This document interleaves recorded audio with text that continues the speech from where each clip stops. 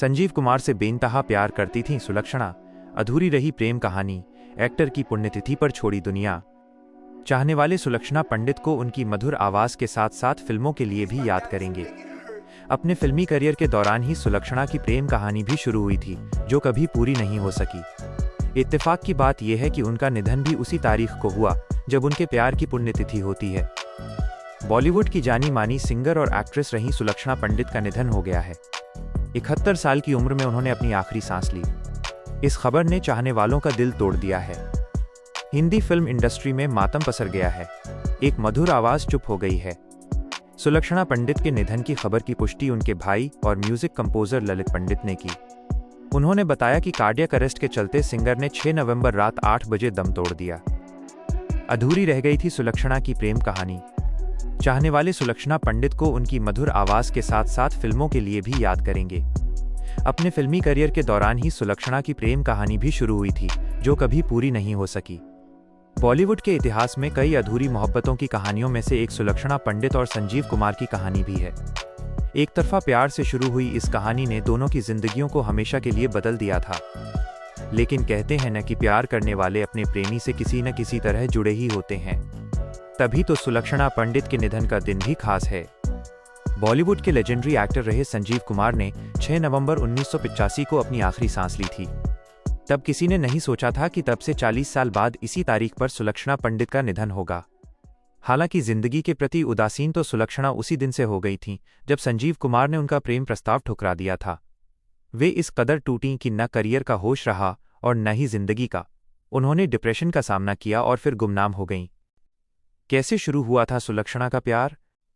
सुलक्षणा पंडित 70 और 80 के दशक की जानी मानी गायिका और हीरोइन थीं। उनकी खूबसूरती पर हर कोई फिदा था।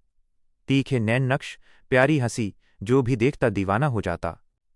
लेकिन कौन जानता था कि उनकी जिंदगी और करियर प्यार के चक्कर में तबाह हो जाएगा।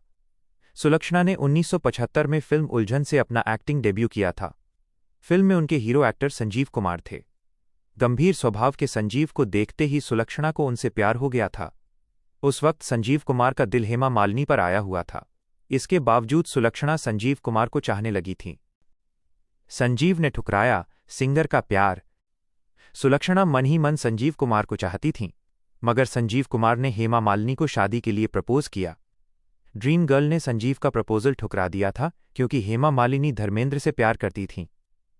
हेमा के मना करने के बाद संजीव कुमार का दिल टूट गया था। उनकी और सुलक्षणा की तब तक काफी अच्छी दोस्ती हो चुकी थी। वो अपनी हर बात सुलक्षणा से शेयर करते थे। संजीव कुमार जब हेमा मालिनी से अलग हुए तो सुलक्षणा ने खुद ही अपने प्यार का इजहार उनसे कर दिया। लेकिन किस्मत को कुछ और ही मंजूर था। हेमा के मना करने के बाद उन्होंने सुलक्षणा को भी ठुकरा दिया।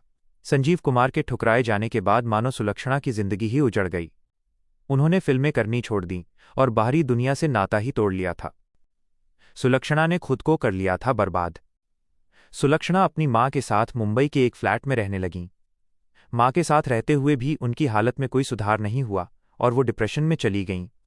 1985 में जब संजीव कुमार की मौत हुई तो सुलक्षणा सदमे में चली गई थीं। कहते हैं सुलक्षणा अपना मानसिक संतुलन खो बैठी थीं और वो किसी को पहचानती भी नहीं थीं। इसका खुलासा खुद सुलक्षणा ने 1999 में एक इंटरव्यू में किया था। उन्होंने कहा था, संजीव के चले जाने के बाद मैं डिप्रेशन में चली गई थी। मैंने लगभग खुद को खत्म ही कर लिया था, लेकिन भगवान की मर्जी थी कि मैं बच गई और आज भी मैं अपनी जिंदगी जी रही हूं। हालांकि मैं अभी भी उस सदमे से उबरी नहीं हूं।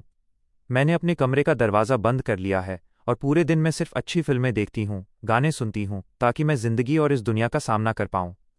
रिपोर्ट्स के मुताबिक माता पिता के गुजरने के बाद सुलक्षणा अपनी बहन विजेता के साथ रहने लगी थीं।